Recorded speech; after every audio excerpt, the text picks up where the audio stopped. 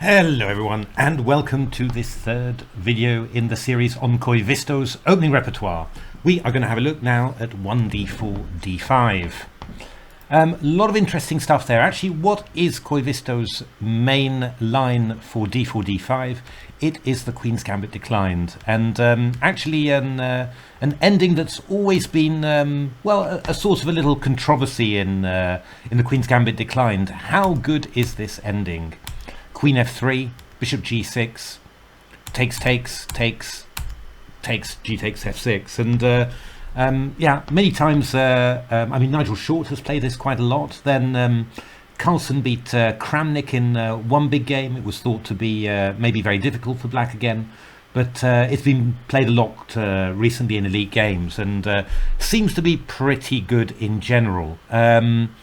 It's an acquired taste, though. I mean, not everyone likes to exchange off queens straight away and play for this sort of equality at this stage. But yeah, I mean, it's a good weapon against a strong player. Koivisto plays it in this way with h4, which is logical, really, to force h5. Put another pawn on the square of the light squared bishop. Knight d7, knight h3, bishop d6, ready to swap off the knight if it comes to f4. King d2, and now Koivisto wanted to play a5. A previous email game went knight f8 to e6, which is quite interesting, but Koivisto wants to play a5, bishop d3, knight f8, rook g1, king d7, knight a4, rook b8, knight f4, rook h6, basically to try and hold the position like this. And Koivisto thinks that white's got some sort of small advantage, something like 0.38, but not too serious for black. And this line for black, it has a very good reputation with the engines. In actual fact, I mean, it probably means that white should probably play queen c2 to stop the bishop coming to f5 in the opening. I had a quick check of bishop e7. This was AlphaZero's approach. Played a lot of games with this against Stockfish 8, and actually Koivisto uses pretty much the same approach here. Early h6, which is often thought not to be good, but with the idea that after something like h3, you can play knight h5 quickly, and swapping off the dark square bishops quickly in this way. It's possible because you've played h6, so the pawn is never ever hanging, especially if white plays queen c2. And the other idea is that by swapping off the bishop quickly, you attack the e3 pawn, which makes it very hard for white to get a plan with f3 and e4 in, which is pretty dangerous. So Koivisto actually doesn't think that white's got very much here, 0.40, but doesn't really find very much at all. So yeah, this is also a decent line in the Queen's Gambit Declined. Moving past the Queen's Gambit Declined, we can have a little look at the Slav. Interestingly enough, Koivisto is quite a big exchange Slav fan. So c takes d5, takes bishop f4 is the move that it wants to play. And this is a common line that it chooses: bishop d7, knight f6, knight c6, and then knight h5 and bishop e5. And it thinks that white's got a small advantage in this position, which is, fair enough. White can try and play e4, just play knight e2 round to d4, and black's pieces are a little bit passive. Not fantastic, but interesting. And of course, the exchange Slav, big favourite of world champions like Botvinnik, and use it very successfully against Tal, and still a very dangerous weapon. You've definitely got to be prepared against it. I've never really had a wonderful time playing the Slav against it when I was professional. If we're looking a little bit more, we can look a little bit deeper into some bigger lines, like the Botvinnik system. This one's quite an interesting one. Actually, funnily enough, Koivisto, and that's actually quite like Stockfish as well, is quite keen on the Miran with queen c2, which is an old Karpov favourite. Its main line is bishop d6, bishop d3, takes, castles, a6. This is the move that it always wants. I think it was played by Bish quite a bit in the 90s when I was professional. And still looks pretty good. E4, E5, rook D1, E takes D4, knight takes D4, queen C7, h3 rook e8, and there've been plenty of high-level tests of this. We've just whizzed past a Ronyan Dubov game, and now Matlakov against Potkin. And here Koivisto wants to play bishop e3, which seems to be a novelty. h6 rook c1, knight c5 f3. Pretty sensible, really. Knight h5, knight c2. I mean, white's got a nice centre there. Pawns e4, f3. Black's got plenty of play on the dark squares around the pawn. But in general, white seems to be just a little bit better here. So, yeah, also interesting that Koivisto likes this queen c2 line. Also looks at bishop g5, and after h6, well, Koivisto chooses two different things. I mean, bishop f6 is something that Koivisto chooses from time to time. Depends a little bit which move order you give it, which is a little bit confusing sometimes. But and likes this plan of e4 to e5 very quickly. It was popular when I was professional. I think I even played. I think I won a game against Luc van Velen in this as white. But after b5, bishop d3, bishop b7, bishop b4, knight b6, rook c1. We're following a correspondence game here. Yeah, I mean, white's a little bit better here, trying to keep a grip of the c5 square. Maybe bring this knight round d2 to b3 to c5. It's not so much, though. I mean, yeah, white's a tiny little bit better here, but yeah, Koivisto thinks that white's got 0.35 advantage, but that essentially black's doing all right. Not easy for black to make progress, but also not easy for white to make progress either. Another line that Koivisto chooses from time to time is not bishop takes f6, but bishop h4, the anti-Moscow gambit. And here it plays this line. I mean, AlphaZero was very much into h4 straight away. Koivisto does it with a slightly different move order: knight e5, bishop b7, and now h4. And actually, we follow a game that's a variation that's analysed in great depth in the Silicon Road to Chess Improvement. There's an absolutely amazing AlphaZero Stockfish 8 game there. What Koivisto thinks is the best line is quite interesting. It plays this move, just h5, just to force white to exchange off queens, and then does this little distracting move, h4, just to, well, to move the white pieces on this side, and then knight d7, and king f1, knight c5, and it's always the same in the Semi-Slav. You know, you lose a pawn somewhere, but this big pressure on the queen side, well, you know, that always ends up being good enough, really. And, well, this is Koivisto's main line: bishop c4, a5, rook d3, a4, and, well, this big passed a pawn compensates for white's extra pawn and two bishops. That's that line. Now there's another very interesting line, and of course that is the Botvinnik system. And well, how does Koivisto want to do that?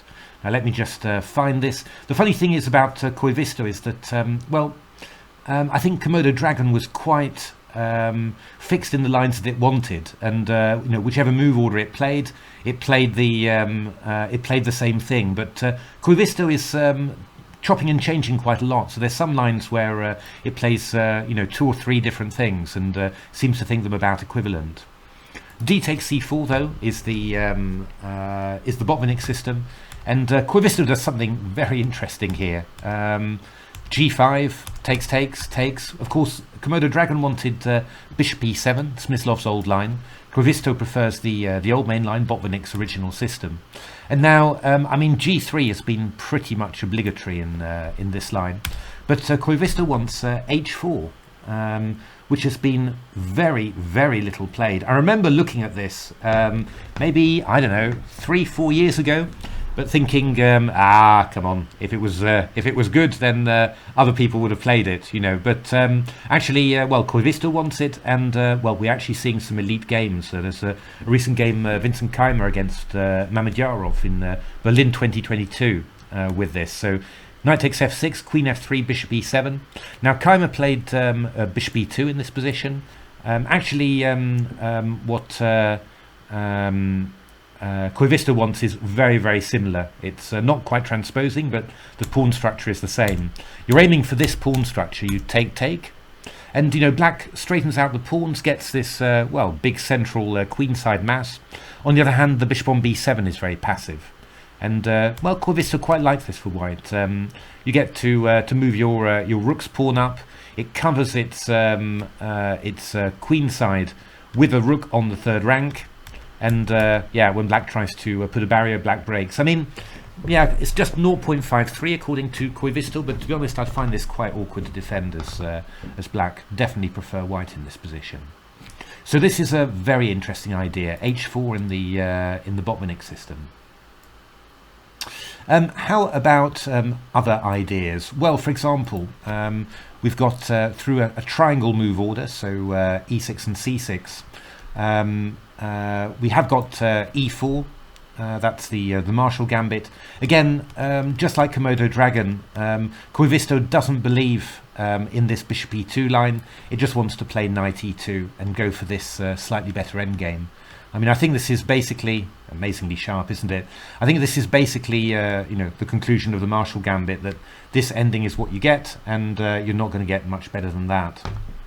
Yeah, it's a slight edge for white. Slightly better pawns, but it's not really very big at all. And a lot of grandmaster games have ended in draws, let alone engine games. There's also the possibility, if you play knight f3, of getting a notobomb system. And this is very interesting as well. It's not Koivisto's main choice, but yeah, it finds it pretty acceptable really. These are all very well-known moves. Knight d2, always a fight here about how do you fight for the e4 square? How do you get these pawns rolling? How do you prevent black from getting the A and B pawns rolling? So castles, bishop c2. This is quite interesting. The knight covers e4, defends c4, and the bishop on c2 covers the a4 square. And we're following a game Gukesh against Erigaisi, Kolkata, 2021.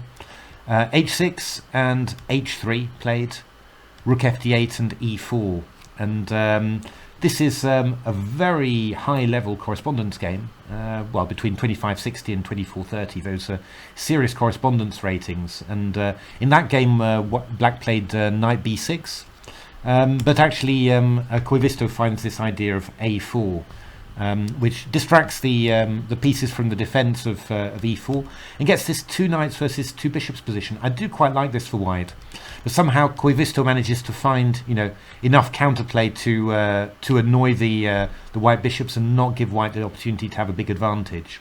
It's 0.32 for white, but I do think that this is not bad at all for white, and certainly this system against a notobomb, I like the look of it. Knight d2 and then bishop c2, just covering e4 c4 and also stopping a5 a4, because if those pawns start rolling, as I discovered once to my cost against Mikhail Krasenkov, one of the big experts in this line, then I'm afraid they can be stronger even than a rook, as they were in that game. Okay, that's a pretty good look at the Semi-Slav. What else do we have? Well, we've also got a few other ideas. We've got the Queen's Gambit Accepted, so d4, d5, c4, d takes c4. And Koivisto actually goes for a rather unusual line here. Doesn't go for e4 like Komodo Dragon did. And actually, funnily enough, just looking at Stockfish and seeing that Stockfish in the end decides not to either. Koivisto goes for knight f3, a6, bishop c4, and then does something very unusual as black here. I mean, c5 is the normal approach, although you've got to be prepared for d takes c5, which swaps off queens, gives white a slight advantage. I mean, white players like Kramnik and Bareyev and Magnus Carlsen as well have scored quite nicely in this, and actually famously Boris Spassky used this to cause Bobby Fischer quite a few problems in the Queen's Gambit Accepted in their match all these years ago in 1992. But Koivisto wants to play knight bd7. Not a very normal move, although a few good players have played it. And the idea of knight bd7 is simply you're going to play c7 to c5, but white isn't going to get the chance to swap off the queens. Worth a look. So a4. This is supposed to be the right reaction when black puts the knight on d7, because normally you'd want that knight, if you'd gone a4, you'd knight that knight coming to c6, able to come into b4. So that makes sense, but c5, rook e1, queen c7, queen e2. And then there was a game Esipenko against Barsegian in 2018 where black went bishop d6, but got rather hit with e4. Not quite sure what the actual evaluation of the opening was, but it looked quite dangerous, I have to say. These dark square attacks in the Queen's Gambit Accepted, when you try and grab pawns, they are typically quite dangerous. Knight d2, queen b4, knight f3, d3 and rook d1. And, well, hard for black to know where to put that king, basically. But Koivisto just wants to play c takes d4, e takes d4, bishop b4, hitting the rook on e1, and then castles. And yeah, knight e5. We've got a typical IQP position here, but yeah, nothing too bad for black. And Koivisto gives it an evaluation of 0.53 for white. But yeah, looks like quite an interesting line. And again, not one that I knew very well at all. And then finally, another interesting idea. How about c5? That's the Tarash. So e6, knight c3, and c5. Takes and takes, and now after knight f3, I think since time immemorial, it's been known that knight c6 is the best move. But yeah, I mean, just like Komodo Dragon, Koivisto doesn't really like this idea. I don't know. I mean, I drew with Visyanand as black in this line, you know, and I didn't feel it was too much really. The one thing, of course, is that it does give in a lot of lines, you know, it just gives white the chance to press for an advantage, and black has no chance whatsoever of getting a win. So, I mean, this line for me as a Tarash player, you know, this line was incredibly annoying in the sense that, well, if white does this, I'm never going to win against anyone. You know, doesn't matter how low rated they are. So, yeah, that's a little bit annoying. But this ending looked a little bit better for white to me. But yeah, probably still around equal. But if anyone's got the chances here, then obviously it's going to be white. We follow a correspondence game for quite a while further. Yeah, 0.68 is what Koivisto assesses this as. Maybe a little bit on the high side, but yeah, this d takes c5 line is a very nice line if you're looking to just give black you know, only chances of a draw and no chances of a win. But actually, Koivisto doesn't want to play that line. It wants to play knight f6, which is supposed to be really bad. And again, it's another one of those lines that if you'd come across it in the pre-computer age, you would have said, oh, what an amateur, you know. But, well, here we are. Koivisto, 3600 rated, is playing it. And actually, there have been some elite games in this. There's a game, Mag Sudlu against Nihal in 2021, for example. And also Martinovic against Kazimzhanov, Germany 2022. Kazimzhanov is yeah, former FIDE world champion and also Fabiano Caruana's former coach, so somebody who really knows a lot about openings. And yeah, the idea is takes e4. These lines are supposed to be very awkward for black, but well, Nihal played d takes e4, knight e4, queen f4, bishop b5, check knight c6, and lived to fight another day.